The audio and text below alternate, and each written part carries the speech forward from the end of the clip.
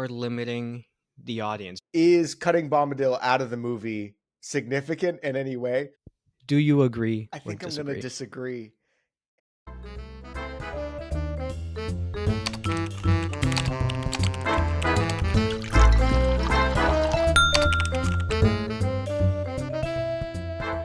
Hello, everybody, and welcome to Novels and Nightcaps, the podcast where we read, we drink, we ramble. I'm Gabe, And Abnor. and this week we're diving into the tricky, fascinating world of adapting books into film. So, what works, what doesn't, and why do so many people still say the book was better? But as always, before we get into the topic of discussion for today, Nor, what are you drinking? Today I made myself a nice cup of coffee, medium roast, a little bit of Ah, creamer. oh, you see, I think that makes sense. The topic of discussion is pretty neutral, pretty relaxed. I didn't do that. Coffee's good. What did you Coffee's good. do? Medium roast though. What did Medium you roast. do? I I made a drink called the White Russian, which is vodka. I have a bunch of Kahlua because I made an espresso martini a while back, and it's supposed to be heavy cream. I think I pulled a U and didn't have heavy cream, so instead I just used whole milk. But the whole milk had been sitting out for I don't know a while I was figuring out how to make the drink and like getting the glass chilled. And to be honest, I forgot about it, and it was not cold whenever I poured it into the drink, and so it separated from the rest of. Yeah, it's kind of awful. There's clumps of cold like milk on top. I'm gonna still drink it because here at Novels and Nightcaps we finish our drinks, but it's rough. Um, so I'm sorry. I just want to apologize to everybody out there. This is No, bad. I it's okay. If you think about it, it does kind of fit the theme of the episode because you were not able to faithfully adapt the drink. yeah, that's true. I think you're right. I'm still gonna drink it though because whether or not I faithfully adapted it, it's still my mess I made, and I'm not about to waste this. It's because here at Novels and Nightcaps, we are stubborn and we are It's too kind of proud waxy. to redo the drink. Okay, well, oh, that's kind of rough. It's not my best creation, but we're gonna stick with it today. I'm kind of regretting not just making a cup of coffee. Nor texted me ahead of time and was like, "I'm making coffee," and I'm like, "Dude, I'll make a coffee cocktail." I should have just made coffee. Anyways, today we're gonna go through and we're gonna name our three kind of key points, our recipes for success for adapting a book to a movie. How do you take something on the page and make it a good piece of film? We both love movies, as we've discussed before. We would love to make a movie podcast, but we're stuck with books. So this is our way of compromising is talking about movies by talking about books. Now, we're going to go through and we're going to list one of our hot takes. Now we don't know what each other are going to say. So I'll go through and I'll read my golden rule for what makes a good adaptation, and then Noah's going to respond. He's going to say whether or not he agrees or disagrees. And we're going to talk about it from there. Our hope is that we don't completely agree on everything. I don't think we will, though. We have quite different tastes regarding this type of thing, I think. And I think we have some good stuff today. So, Nora, why don't you get us started off? What is your first recipe for success? All right. The first rule, the first golden rule here is translation over transcription. So what I mean by that is a faithful one-to-one adaptation is boring. It's unoriginal. You're just copy and pasting. It's very limiting, right? So film isn't meant to be just a copy and paste of the book. In that case, just go ahead and read the book, right? Also, I think that when you just copy and paste, you are limiting the audience. You're corralling them, right, into a single definitive take on the source material. Um, you know, adaptation should be a translation, not a transcription. You have to, if you're gonna do a film adaptation of a book, you might as well throw in a little something new to it. Maybe a reimagining the story through the strengths of cinema while staying true, to the core meaning of the story. So, Yeah, I completely agree. And I think this is honestly just kind of baseline, right? They're different mediums, treat them that way. A good adaptation is faithful, but not literal. And I mean, you're right. Whether it be like Lord of the Rings, right? They cut out Bombadil, but preserved a lot of the themes, the characters, the tone. You have Dune is a great example. I think we're going to probably talk about a lot today because, in my opinion, it's one of the best adaptations I've seen because it captures the. Do you disagree? Do you agree? oh no, I'm pointing at my poster. Oh, you're pointing at your poster. Okay, gotcha. I was like, I thought you were like, actually, that you meant to be like, actually, you're wrong. No, I think Dune Part One rearranges, condenses, yet it still preserves Herbert's like tone and ideas. Right, that is the perfect adaptation. So I think you said something totally correct. That was definitely not one of my concepts that I was going to read first because I think we shared the same brain cell on that one. But yeah, that is very very valid. So you completely Very agree. good. Now, do you have any examples of like movies that failed this, that did it completely wrong? Like, what is your movie idea that it completely tries to be literal to the book but falls short heavily? So I was thinking more along the lines of the books or the adaptations that do it really well. And so in that sense, Dune is a perfect example, right? Lord of the Rings is a really good example. Um, I would say a lot of Stephen King movies. Ooh, yeah, So that's a. you have half of them are very loosey goosey, Mhm, and then the other half are very literal. Um, mhm. I immediately think of like the Da Vinci Code. I'm not sure if you've seen that, but that is also. It's just really. It feels long. The exposition is long, and I mean, I also think about the usage of voiceovers because of the need to adapt the inner monologue. And so a lot of adaptations just kind of excuse that by having a voiceover at the beginning of the movie to provide exposition on the world. And a lot of times it's super bad. Not always, but it is most of the time super bad and lazy and completely ignores the entire idea of film as a medium. So yeah, I had Da Vinci Code as my like main example here of a movie that I think does it poorly. Okay, yeah, I know. I forgot Da Vinci Code was a book. I it have it. was. I didn't finish it. It's not good. I mean, it's not my favorite. Let me put that out there. No. I think it's whatever. So number Yeah. two, from I guess number one for me, uh, if a subplot, if a character or a scene doesn't serve the story, cut it out. If it doesn't serve the theme of the story, I think you should just get rid of it. It's not worth it because you have such limited time in a film. You don't necessarily need to adapt every single thing. So it's a little bit like what you said, but I think I'm probably taking it just a step further and encouraging directors to cut out material that isn't necessarily important. Um, what do you think? Agree. Um, Let's go. Let's go. as long as it's side characters, right? Yeah. I no, I come. Obviously. But I definitely agree.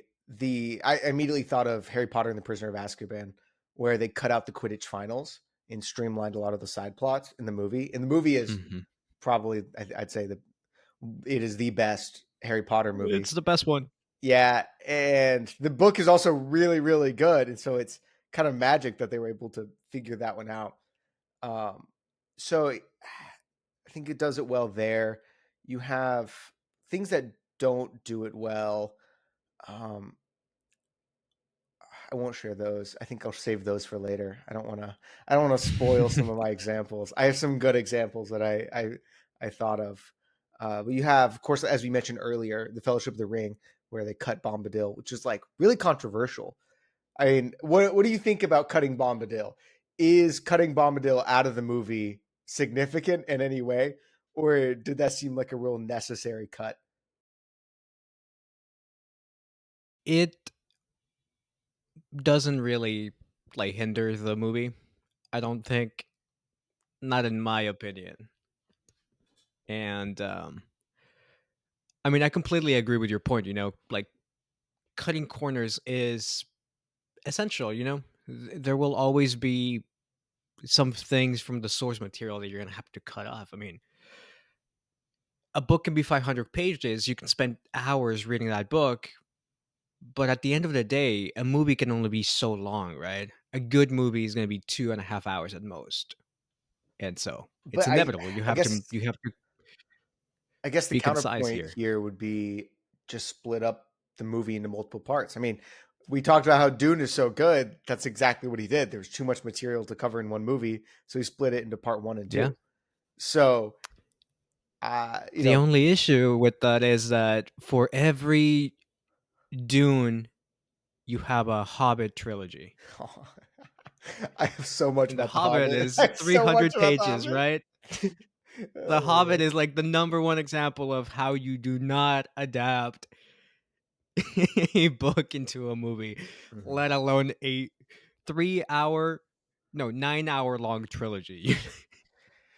Yeah, no, I completely agree on that. Like, I okay. Can you? What are, in your opinion, some of the worst adaptations of all time, and some of the best? Like, if we were to go outline really quick, just the best books adapted to movies and the worst books adapted to movies. They don't have to be ranked in any order. Just off the cuff, some of your least favorite and favorite. My favorite has to be Dune and Lord of the Rings. Those are the big ones. And then simultaneously, The Hobbit is one of the worst ones. I think um Twilight, from what I've heard, because I haven't seen or read Twilight, but my cousin was a very big fan, and so she went to see them opening night when she lived with us, and she hated the movies. I So had to see the Twilight I don't movies really know because how accurate that is. I made a bet with Laura. So I've read the first book because I was, I think, in middle school, and my mom read it. It was like, this is a good read, and so I checked it out, like a good son would. But I I went through and watched all of the movies with Laura because I lost a bet with my wife, Laura, and they're awful. I had to sit there. The rule was I couldn't have my phone. Like, I actually had to pay attention for every You had single to watch the movie, movie. You and it had to pay was attention. horrible. Like, I don't remember all of it. I'm pretty sure I blocked it out. Like, I think it was one of those moments that, trauma induced memory loss, because I don't remember much of it. It's like it didn't happen. I remember sitting down and standing up, and that's about it. Yeah, it was bad. It was really bad. The actors are some legendary actors in the movies, so they're not bad actors. I just don't think it was well written. The movie wasn't good, so many of the talent in there was not very talented. So that's a great take. Even though you haven't seen the movies, I think that's probably fair. People loved them though. Like, they made all of them. I Yeah, would they did. I would have to They say, split the last one into 2 parts, no? of course they did. Yeah, it's the Something like that. classic. That's the classic. Because Harry Potter did it, so why not Twilight? Also, yeah, Harry But now that Potter. I've had a little bit more time to think, Yeah, um, we have Blade Runner. Blade Runner is not very faithful to the book, right? It's based on Do Androids Dream of Electric Sheep, which is a great book. It's a great pulp sci-fi cyberpunk book. And there are some similarities, you still have the main character is a detective who is an android, right? He's synthetic life and he's still doing this investigation. But the movie is a completely different like story with different plot line, different character. You know, the main character, aside from being like synthetic, the only similarity is the name. They have very different personalities, and yet Blade Runner does it really well. I mean, Blade Runner and the sequel, Blade Runner 2049, are great movies. They are up there for me.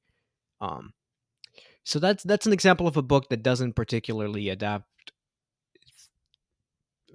like really well or like accurately, and yet it ends up working. Then you have the Hunger Games, Ooh. right? Did you read The Um, Hunger Games? You did. yes, I Okay, good, did. good, I good. read We can them talk in about it. second to third grade. Yeah. Yeah, yeah, yeah. Okay. As a very young lad. Um, I'm not a big fan of the movies. I'm not gonna I lie. rewatched I don't them. know. I rewatched them all for the again, another thing with Laura that I had to do.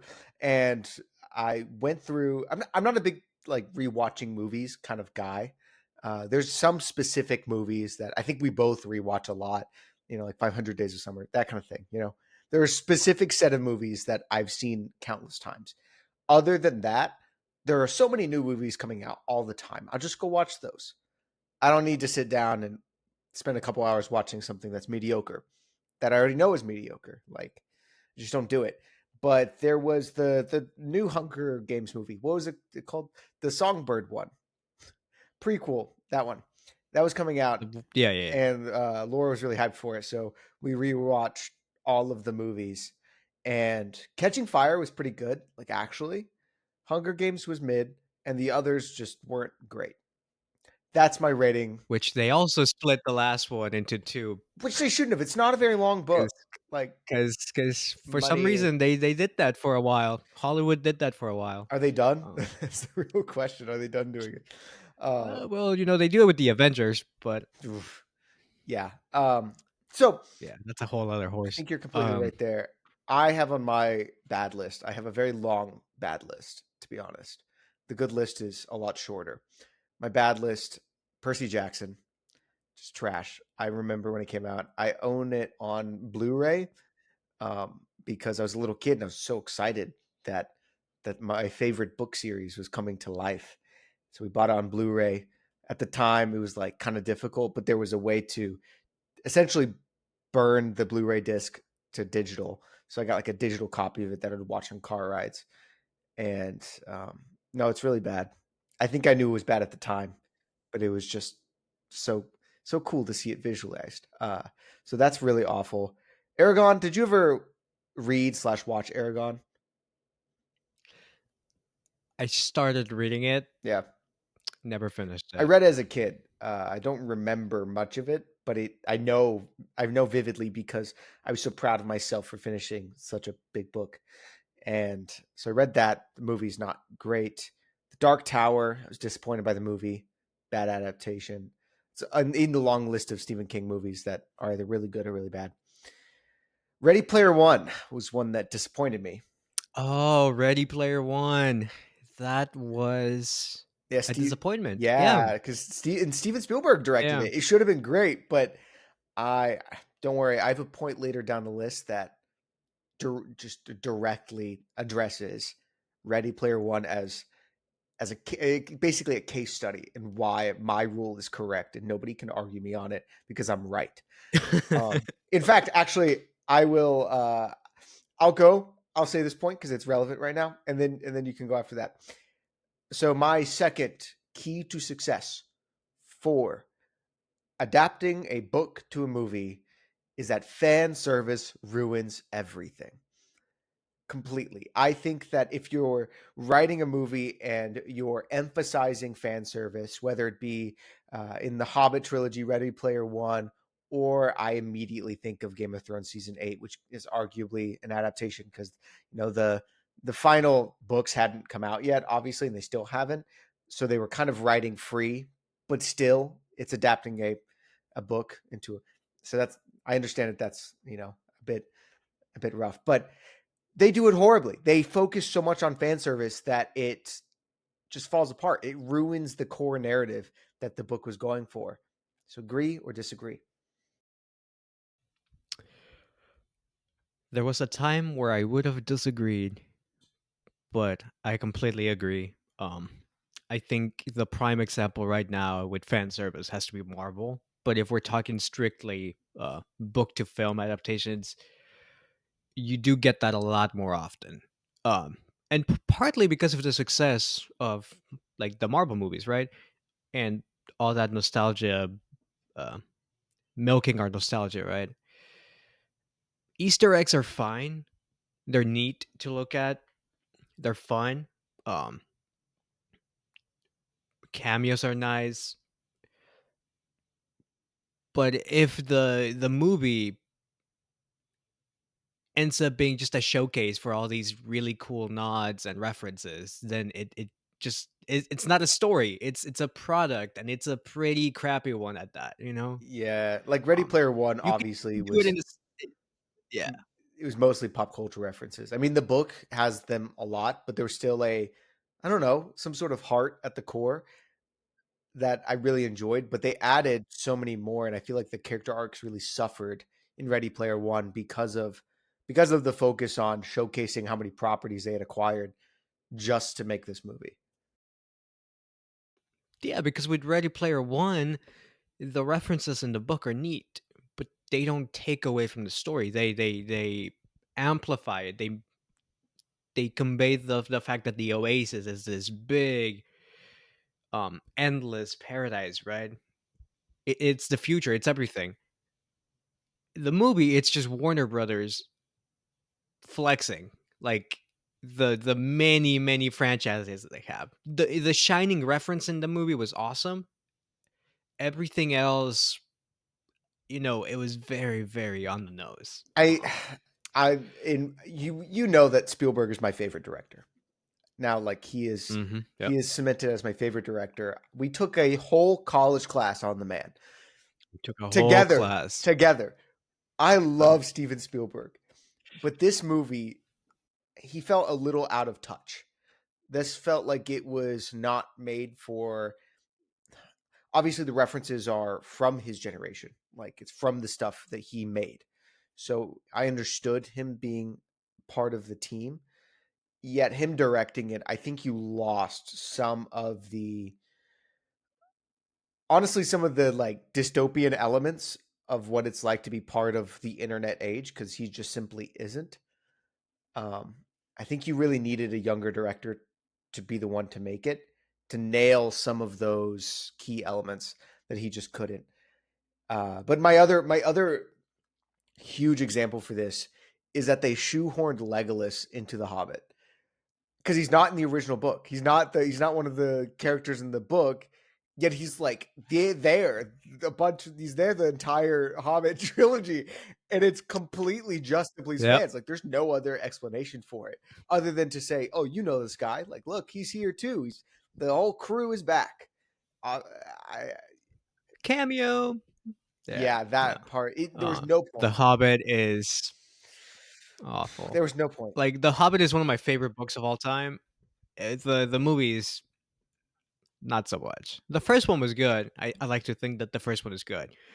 Then they kept going, and it's Okay, just so why do you think they put Legolas in? Was it simply because oh fans will recognize this guy and they'll be really happy he's back, or do you think they had any other sort of justification to um, murder murder the source material? What do you think, Nor? well, the source material is so tiny to begin with. And it's so simple. Like there was just no way you could stretch that into 9 hours of just an epic odyssey. Like it is an epic odyssey. It's just it's more of a, like, it's not trilogy worthy. It could have been a really good movie, just one movie, maybe a two-parter at most. But 3 movies, that's too much. There's not enough characters in the book, or at least not enough depth to the characters. The only ones that really have um any sort of character arc are Bilbo and I'm blanking on the name of the king, right? But there's two. Yeah. There's really only two main characters in the book that I can think of. Um, And it's not like they don't feature characters from the Lord of the Rings, because they Gandalf is a big player, like he is a main player in both The Hobbit and Lord of the Rings. There was no need for Legolas. Um, I do think it was just to draw more people in. At the time, I think his name is Orlando Yeah, Bloom. that's the That's the actor. actor's name. He was very popular. He was a big, big A-lister. Mhm. He did the Pirates movies, and he did the Lord of the Rings, right, back to back. So he was an A-lister at the time. I think that's the main reason. Uh, Unfortunately, I think that's fair. Catering to fans, fan Yeah, fan service, service was I bad. mean, yeah, just but there's places where it's done well, right? Places where it's not. Yeah, Yeah, so to be fan service is a supplement. so exactly. I mean, Harry Potter does this very well. It includes book magic, it includes elements of the world without overloading Easter eggs. And you can see it in the set design, in the costuming. Like there's constantly references to the books that aren't addressed on screen that people who know the books and love the books love. You see this also in the actual Lord of the Rings, the good one, the actual trilogy, where there are constant subtle references that enrich the story without really distracting from the main narrative. And the Lord of the Rings is so long, like they definitely could have included constant fan service, but number one, it just wasn't popular at the time when they made the movies, right? I think that's a huge part of it. Number two, there was so much material to cover anyways, so I think they had to focus on the main story and didn't have time to just get distracted and go off, getting all excited about the world, which trust me, there's tons of world building, but a lot of times it feels very natural and part of the story and relevant. And so, I mean, we talked about Hunger Games. Catching Fire keeps a lot of the fan loved moments with like Finnick, for example, because Finnick is a loved character, but it still stays story focused. Like they keep a lot of the unnecessary. We talked about earlier about cutting irrelevant scenes. They keep a lot of those scenes in order to satisfy the fans, but it doesn't really take away. Maybe I'm proving myself wrong with that last my last point, but this point stands strong. Yeah, no, I mean, at the end of the day, if anything, and this actually uh, bleeds nicely into my next point, right? Which I guess I'm just gonna say it. It's when you're adapting something, when you're adapting a book into a movie, right? The key for me is to be faithful to the characters, not the plot, not the world. And what I mean by that is the heart of any story isn't the plot or the setting, it's the characters, right?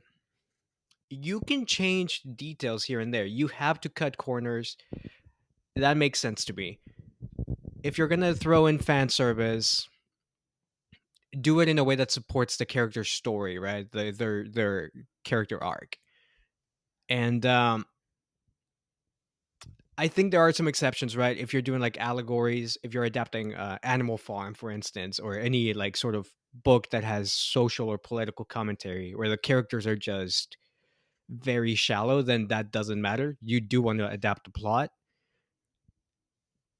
but you can make changes to the story, right? Harry Potter does it really well, I think.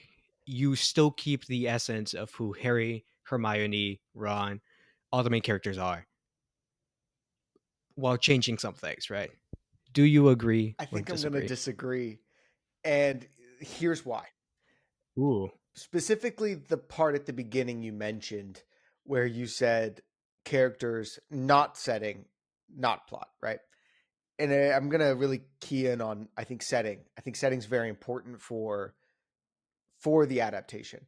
Now, I mean, I'm not saying specific. I'm not saying like, oh, they said that their robes were blue and you made them red. Like, I'm not saying that, but it needs to be identifiably the book. Like, it needs to be based off of and close to the world that people have already fallen in love with. I mean, I think there's obviously there's areas for interpretation. I know we keep going back to Lord of the Rings, but that's because it's so good. But they were able to look at what Tolkien did and add their own cinematic mythology to it, where the designs that were mentioned in a book or a set piece that was mentioned in the book, they took and made it real. But they obviously have to come up with their own cultural, motifs and things. So there's elements of interpretation, but they still had to stay close to the setting, because if they took the characters of Lord of the Rings and dropped them in New York City, like, it's just not it's not Lord of the Rings, like, it's just not what it is. And so I think that's where I have to disagree, is you need to have the setting, because the setting is what makes it fantasy, and the plot is also what makes it fantasy. Not to say that I do agree that you can change the plot in order to make a better movie, but it also needs to beat the book. Like, if you change the ending completely, then you're not adapting the book, you're making something wholly new. So don't use the book's name. Yeah, I don't think I explained myself like fully well because I completely agree with what you say. I had this big paragraph that I wrote and I only read the first half. Um but yeah, no, completely agree with that. I said if the story you're trying to tell requires a massive overhaul of a plot or narrative, then don't waste your talent adapting Yeah. someone else's work. Yeah. Just make your Okay. own. Unless we're talking about comic books, but that's a whole other tangent and that is actually my We next No, point, no, no. but I I'll want to hear wait this, for because I that. was about to say we need to talk about comic books, because this is Oh, something that I'm interested in, and you have a lot more experience than me. I have read some comics. I'm trying to get into more, and we're trying to make episodes about it here on Novels and Nightcaps, because they're books too. They're books too. And so we deserve to read them. comics and Comics and cocktails. cocktails. I know it's not a novel. I don't care. I read words on page. I read good. And we will talk about it, because it makes up so We'll much talk about of comics. our media today, just in how it's adapted to film, especially, right? Marvel is huge. DC is getting better. We need to know what we're watching, and the source material matters. So I want to hear this next point. All right. So my next point is very similar to the one that I try to convey. um, it's this fear of the canon, right? And I mean that in the sense of canon is very loose. There's so many fans out there that get really nitpicky over the canon. Most recently with the Superman movie, right? People were mad that spoilers for Superman 2025. People were really mad that the Kryptonians, uh, Clark's parents, sent him to conquer Earth and rule, right? Because that's not normally what happens in the comics, but it has happened before. And even if it hasn't, it's a good switch, right? It actually enhances Clark's character journey throughout the movie, and I think that's a decision that I can get behind. Right, you're changing some of the canon but you're still telling the story of Superman and you're staying true to Superman. Um, Now, the best comic books or the best comic book movies so far have been movies that don't necessarily adapt the source material. There's so much source material to begin with, right? Of course, you have inspiration. You take inspiration from certain events, certain moments here and there. But the Winter Soldier, that's a very original story. Guardians of the Galaxy, that is not at all how the comics portray the characters, right? Star Lord is a completely different character. Star Lord in the comics was a space cop. Um, in the movies, he's a lovable loser, right? Rocket Raccoon, he was from a planet. He was a joke character when he was created. Every character in that comic book where Rocket Raccoon first shows up, that's where the Hulk gets into a planet full of animal uh, hybrids that are all named after songs, after Beatles songs. So it's a joke, right? Um, and then at the end of the day, what really matters with these comic book movies, at least, is not necessarily staying true to the canon. but staying true to the characters. And that's where I say you should be faithful to the characters, not the plot, you know? Um, so I that's my yeah, take. I mean, I think you're right, especially with comics and canon. Comic books are so loosey goosey with these things. You'll have one comic book line that will obviously tell its own story, but there's constantly so many variations that I think it's unfair to get really annoyed whenever whenever a movie changes something a little bit. It's just dumb to me. I don't know. I think it's weird to get mad, especially if the movie's good. Superman was good. I feel like that's pretty widely recognized. It was a good movie. Just because in the comic it's not even, I would say, based on, but influenced by, right? Like there's not very many comic book movies that are based, like, directly based on, like books are. It's not usually a direct adaptation, but rather a an amalgamation of influences. And that being said, a lot of times these influences influence the style. Like that's a lot of it, right? The way it's portrayed, the vibe, the tone, not necessarily specific plot points. It's not exactly by the beat. Novels are different, though.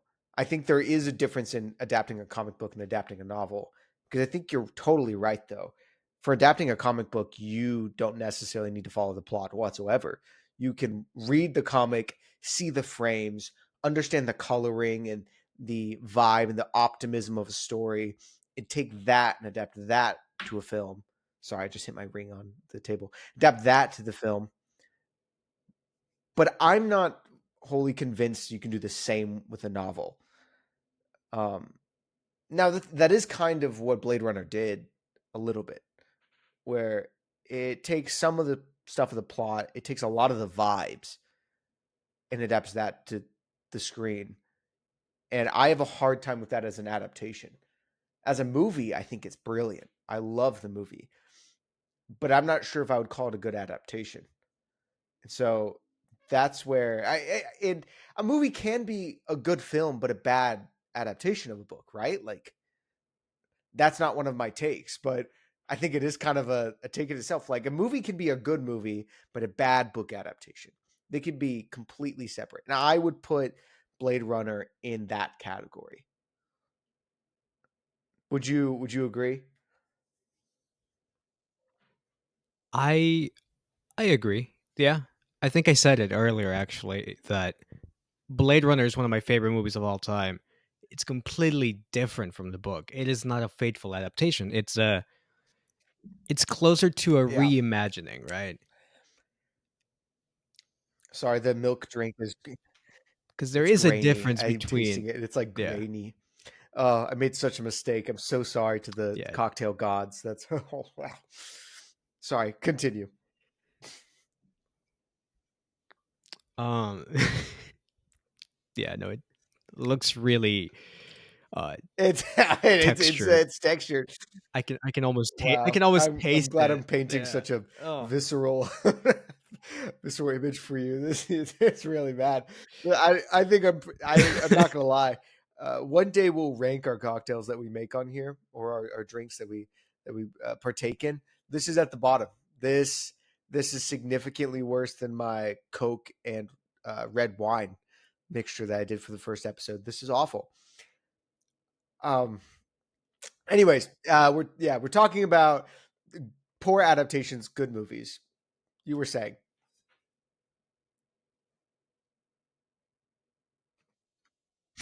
sorry, I don't sorry. remember what I was saying. In that case, it's okay. We No, can move on. I can give you my next actual main point.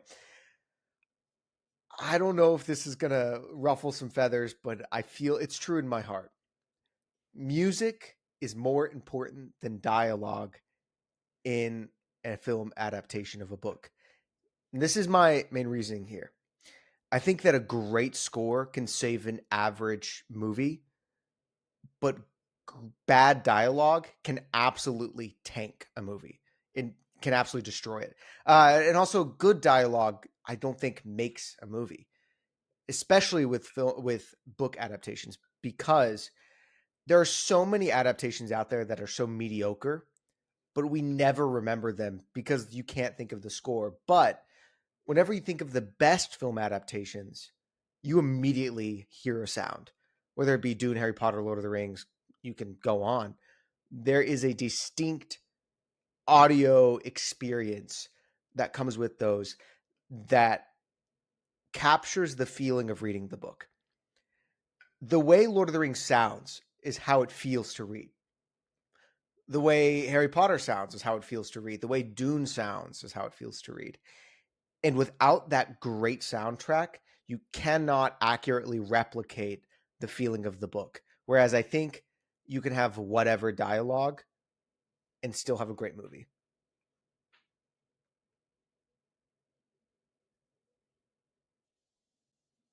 I I don't got you. know. That's good. I because I know for those who don't know, You did Nor is get a me there. music I feel guy. like He I'm loves half and music, half. but also I think I can see in his, you can see his like brain working to try and figure this out. He's like, "Do I love music enough?"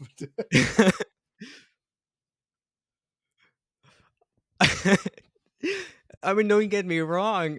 I think music is on par. I mean, it's almost like the equivalent, which is ironic, given that film is a visual medium. I think music is half the magic. I listen to scores, like on my way to work. Um, it, it's a huge part of my life, and I think it's the equivalent of Ooh, prose. You know, that's the way I see it. That's the way I've always seen it. It's not the story. yeah. I don't think it's the story. I do think dialogue is very, very important. And again, it depends on what the book is. When it comes to fantasy and sci-fi, which I'm a nerd, I'm a huge nerd, but I'm still I haven't read that many fantasy books. I haven't read that many sci-fi books. When I think of book to movie adaptations, I think of literary fiction, right? Like Rebecca or The Shining or I'm blanking. 1984, is that a movie? Yeah, that's a movie. Yeah. Like I think of That's those examples, and in that case so the you music disagree. doesn't mean The anything to answer is me. you It's the disagree. dialogue. It's Okay, I have a I counterpoint. disagree. No, no, I no. don't want Hey, to dude, disagree. disagreeing is I the don't I, point. Listen, I have a counterpoint to this because but I let's disagree. think of Yeah. Oppenheimer. Oppenheimer is a an adaptation. It's based off of a book. It's not necessarily based. It's not a biographical film. It's based off of a book. That film is not the same without the music. It's not like it's just not as magical. I listen to the music literally twice to three times a week because it's that good, right? And that's an adaptation. I would say you struggle to remember if 1984 was even a movie. That's my point here. Whenever you think of great adaptations, things that stick in the mind of viewers, movies that stand the test of time, there are plenty of adaptations of literary fiction that are fine.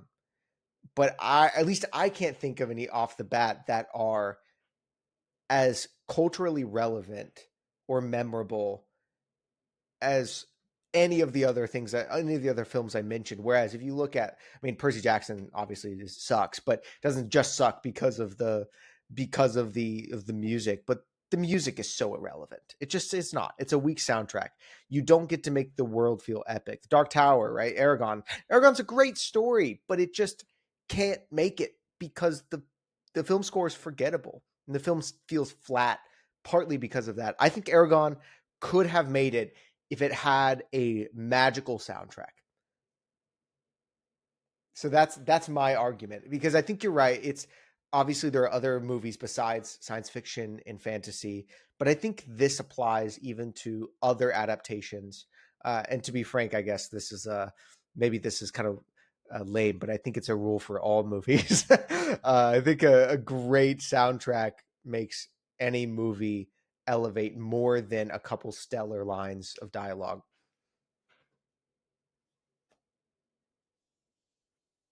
The score is half the magic. Is I the do other agree half with that. dialogue? That's the question. but I do think, um, how do I phrase this? All right. In my head, at least right now, as I'm trying to make sense of this, I'm thinking of like the chicken or the egg, right? Do you remember a good soundtrack for a movie that sucked and that you Ooh. forget? Or do you only remember the good soundtracks because the movie's so good? Which, all it's also because of the soundtrack, of course. I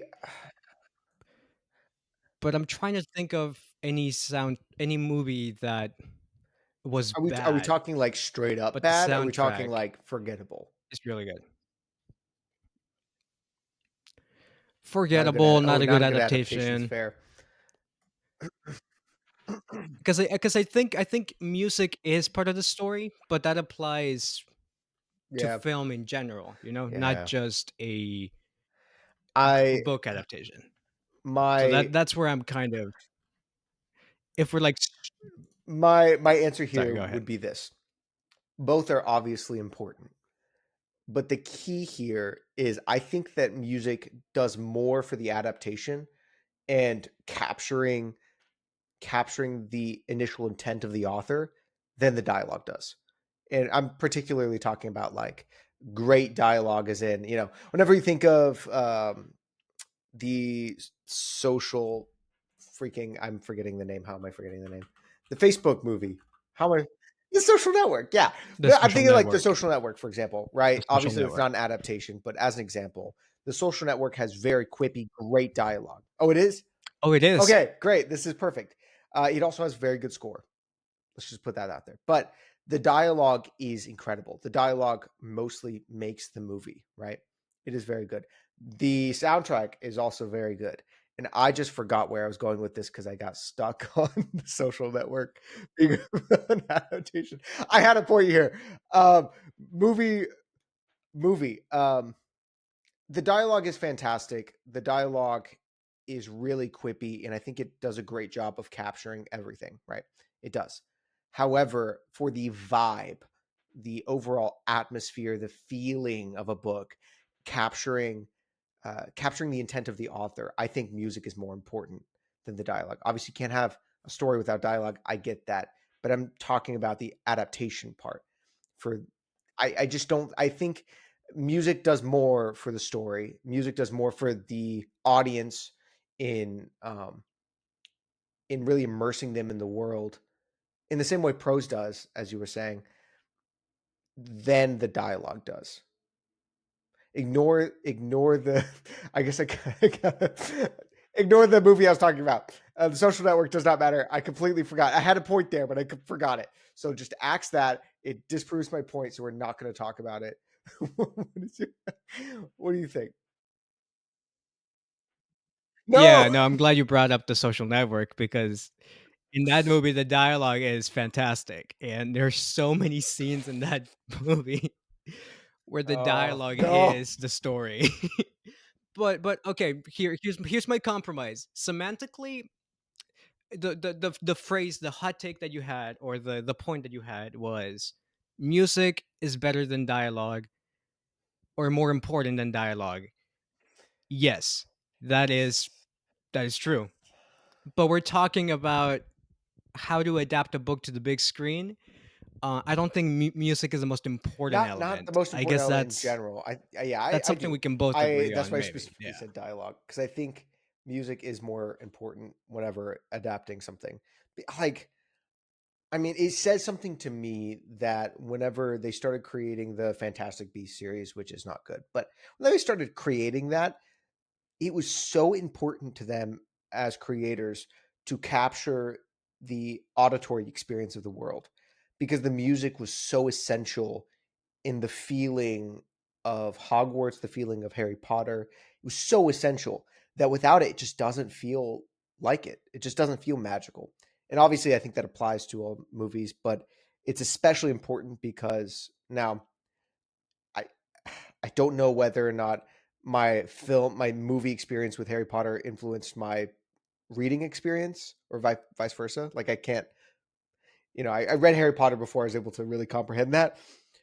So I'm not too sure which influenced which, but I'd like to think that when I read Harry Potter, that's the type of soundtrack I was imagining in the first place, whether or not I really consciously knew it or not. So that's my take. I knew this one would really be a good one because it's I don't know. I think No, I mean, I like it, I like it. Um, now. it's a good take. I love music, so, like, music is, um, very, very important. Okay. Um, Now, what is your? Do you have another take, or I love music, did bro. you already do all Music is yours? so good. We did I 3, haven't done right? three. I might have done three. You have five. Okay, we'll keep going. I have 5, Give me another. Give me another but take, because I have one more good one after this that I want to share. I Okay. guess I can do both of them at the same time, and they're not really hot takes. Well, maybe the last one might be. I don't think so though. The medium is the message, and so if you're telling a story on the big screen, you want to use the medium as a way to tell the story, right? You want to capitalize on the medium. You want to use things that you can't really do in a book that you can get away with doing on the big screen. Uh, Soundtrack is the big one. Soundtrack is huge here. Um, you don't have a soundtrack in a book. Yeah, you can have the characters mention a song or two here and there. It doesn't hit the same as hearing that needle drop in the movie. And the music is half the magic. Um, Books do introspection really well. You have internal dialogue or monologues going almost 24/7, right? You get a really good insight into the character and who they are. In a movie, if you have a voiceover, that's just so boring and so lazy. You're just transcribing, you're not translating. Um so yeah, capitalize on cinema, on film as a medium, right? Use those tools to actually enhance the storytelling, give us an insight into who these characters are. If a book is very heavy on introspection, there's so many other ways to convey those feelings that the character might be having on the screen as opposed to just having a voiceover saying I am sad. But at the same time, there are some books out there that are so heavy on the introspection that are almost purely introspective. um and that's my last point, is that not all books hmm are meant for the big screen. I yeah, I agree. I heard this really good piece of like because I heard a similar thing talking about the difficulties of adaptation, the difficulties of art in general, right? And those challenges are the fun part. Whether it be dancing on the stage, writing a novel, running a D&D game, or directing a movie, they're all challenging. And they're challenging because of your constraints. They're challenging because you can't show that introspection really on screen without a voiceover, which is lazy as we described. But it's also where your creativity gets to shine. It's also where the mastery comes into play. And so I think you're completely right that they're different mediums for a reason, and not all books should be adapted. However, I would disagree on the not all books. Ah, ah, Dune seemed like an unadaptable book, right? They tried to adapt it; it was awful. Yet they adapted it, and we figured it out. And it's Villeneuve is amazing. Like it's such a good movie. So a book that seemed like it shouldn't be adapted, it couldn't be adapted, and it wouldn't fit the screen well because of a myriad of reasons. Like it's just a long list of reasons. Yet they made it work. Now, is there material lost in translation? Of course, of course. But is there added meaning by translating it to the screen? Absolutely, absolutely. It takes on a new form. You add elements that you never would have gotten. And I think for Dune, for example, when reading the book, you feel a lot of things, you get through a lot of it, but the ironically, there's a lot more intimacy I felt in the movies, um, and the connections. A lot of the relationships feel heavier, I feel, on screen because I'm not dealing with my own performance in my head. I'm dealing with experts and their performance and their ability to convey emotions in ways that I never even thought possible. So that's the area where, for me, especially with Dune, obviously the music and the visuals add to that whole experience. But for Dune in particular, the visuals were a lot more emotional for me. The movie was a lot more emotional than reading the book was. I loved the book, but the book for me was significantly more intellectual and I philosophical than the movie was. But all that to say, I agree, um, but also I question my agreements because of our current experience of movies that seemed like they couldn't be adapted but have been. Game of Thrones is another good example. Ignoring season 8, which is a tragedy, but that's not really based on anything. It's just the writers being dumb. So ignoring that, it is an incredible adaptation of George R. R. Martin's work for a book that he wrote as if it would never be adapted. Wrote it as a book that would never see the screen because things were so impossible to represent. I'm not sure if you knew this. George R. R. Martin was a writer himself in Hollywood. He wrote, screenplays and things as well. So he knew the Hollywood quite well. He knew its constraints and what it was willing to do.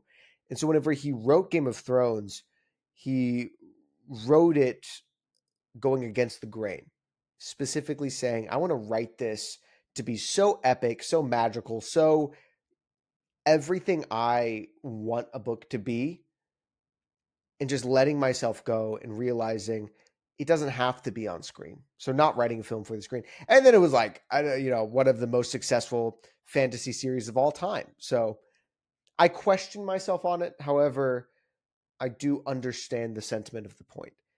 And I think it's something that simply can't be proven. it's it's one of those questions that there's no way to prove it because you can always say, well, it just doesn't have the right mind attached.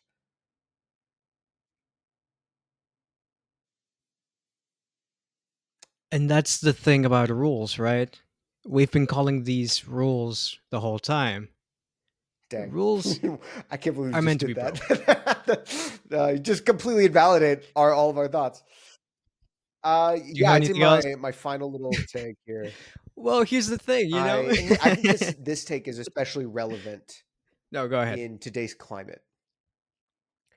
You cast for talent, not accuracy. That's my take. Simple as that. Whenever you're casting, you don't do it in order to find somebody who looks similar to the character. You do it to find somebody who can embody and accurately portray the emotion and arc of the character. Cast for the talent of the actor, not the accuracy of the image. Okay. There's been a lot of controversy with this recently. I don't really have anything to add to that, but like fans, I mean, like fans take everything uh Yeah. sometimes too seriously. Uh, and then there's Mhm. of course like all the race swapping and people have very Yeah. As a straight heated white man, I have a opinions lot on of that. opinions on these Um topics. yeah, yeah, yeah. Gabe in particular is very strongly Mhm. opinionated here. Um but I think of maybe I shouldn't because it's a different medium to some extent, but like in theater, you have the talent doesn't always look like the source material, Alexander right? Hamilton. Um, Yeah. like not always. It's kind of intentionally against, yeah. Well, yeah, but Alexander Hamilton is. True. It's Or kind like of very intentional. Peter That's what I Pan was being thinking one, about, Peter Pan. actually, I got you. but I couldn't bring that point. Yeah, yeah. But you go for talent. You go for talent, 100%. The most recent adaptation of Hamlet, Yeah, I think you're saying Hamlet, Hamilton. or is it? Hamilton. No, not Sorry. Hamlet. I know. No, no, Was no, it might not be Hamlet. Are you Hamilton. talking It's about the Shakespeare. one with Shakespeare. oh, was it King Lear? King Lear. Love King King Lear. Lear. King Lear. We I'm should thinking do of King an Lear. episode on Shakespeare. That would be Am I sick. thinking of King Lear? Guys, I'm so You've never ashamed read to King say Lear? this, but oh, It's my favorite Shakespeare. Oh my gosh, we're going Macbeth. I'm thinking of Macbeth. Yeah, no, I hate to say this. I am so not familiar with Shakespeare. I've only ever read Romeo and Juliet, I think we Julius definitely Caesar, have to read a and little Macbeth. Shakespeare. It Those would are the add only 3. an educated spice to our to our series. No, Macbeth is great. Oh, I know what you're talking about. Where you had the film adaptation of it. Did it win anything? The Tragedy of Macbeth. That film, 2021. Denzel Washington. The Tragedy of Yeah. Macbeth has Denzel Yes. Washington as Macbeth, right? Um, it doesn't matter Yeah. because he has talent, and he And does a pretty maybe good this Macbeth. extends So, because of my yeah, opinions on completely agree historical with you. pieces. As a history studier myself, a lot of people who study history or even like armchair historians very much get upset whenever movies based in the past get things wrong, get things about the story incorrect, right? This is kind of an element of adaptation, but it's adapting history into, their own fictional story, humanity story. Which is Thank humanity's you for that. story. But I've always been It's his story. of the opinion that your history is supposed to serve the narrative, not vice versa. Um, and if you need to change an element, now obviously there are egregious examples. If you're changing it specifically to promote a negative political message, I don't think that's good. If you are whitewashing the South in order to, and just completely ignoring like slavery during antebellum South, that's a problem because it is so culturally relevant and socially relevant, and you're missing out on a lot to say. So there are limitations here, of course, but if it's the type of wood that they used to build their boat and that's what's stopping you from enjoying a film, I think you're misplacing the purpose of the movie, and it's not great. I mean, I immediately think of like Inglorious Bastards, right? Where it is so egregiously not historical. They kill Hitler in the final. Oh, sorry, I probably shouldn't spoil that. Oh, spoiler alert! They kill Hitler. They kill Hitler in the movie. They shoot him dead in the Spoilers! theater, and it works so well. And the reason it works well is because it fits the story. The history is there to service the story, not the other way around. And I think a lot of that applies to adapting books as well, right? What you're doing is you're trying to give your best shot at producing a brilliant story on the screen. Of course, you're supposed to match the intent of the author, but you don't need to sit there and worry over the hair color of your actor or the skin color of your actor or the height of your actor. Of course, there are limitations here. If I think Percy Jackson is a good example, right? Where they obviously aged up Percy Jackson and completely missed out on the whole coming of age aspect of the character. So there are limitations to what I'm saying here, and I'm not saying, oh, we found this perfect 84-year-old man. Let's have him play a 12-year-old. Like it doesn't work like that. There are limitations, but I don't think an 84-year-old is going to best represent a 12-year-old boy. So it doesn't really work. All that to say, cast for talent, not accuracy. Did you finish your coffee, Nor? Are you gonna chug your coffee? You did finish? Oh, I dude, now I have did. the. No, I did. Oh, I'm gonna I'm gonna chug this. Chug, chug, chug, chug, chug, chug, chug, chug, chug, chug, chug, Ah, chug, chug. that's horrible. Ugh. Because here at Ugh. Novels and Nightcaps, we finish our drinks. I got to do it this time.